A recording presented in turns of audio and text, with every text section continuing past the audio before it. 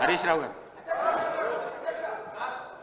దయచేసి మీ ద్వారా of course మీరు కూడా 2 సార్లు నేమ్ చేసిండ్రు. ఒక మంత్రిని స్పీకర్ గారు నేమ్ చేసే పరిస్థితి వచ్చిందంటేనే ఆ మంత్రి అవమానంగా ఫీల్ కావాలి. ఎందుకంటే ఎలియే మినిస్టర్ పోయి పక్కన కూర్చొని అంగిబట్టి గుంజినా కూర్చుంటలేడు ఆయన పరిస్థితి అది. అయితే విషయం ఏంటంటే ఆయన ఇందాక ఎలియే మినిస్టర్ గారు డైరెక్ట్ గా ఎవరి మీద ఆరోపణలు చేయొద్దని రూల్ బుక్ తెచ్చి చూపించాడు. ఇప్పుడు మంత్రి గారు లేచి కాళేశ్వరం కమిషన్ హరీష్ రావు అని చెప్పి మరి నా మీద ఆరోపణలు చేసిండు కదా. శుద్ధులు నాకే చెప్పడం కాదు, శుద్ధులు అందరికీ చెప్పడం కూడా శ్రీధర్ బాబు గారు నేర్చుకోవాలి. ఇప్పుడు ఆ విషయం కూడా మంత్రి గారు నా మీద చేసిన ఆరోపణల మీద చర్చ పెట్టండి, ఆన్సర్ ఇస్తా. మరి ఆయన వెంకటరెడ్డి గారి కమిషన్ లిస్టు చదవమంటే నేను చదువుతా. కాకపోతే నాకు విజ్ఞత ఉంది, నోటీస్ ఇచ్చి చదువుతా.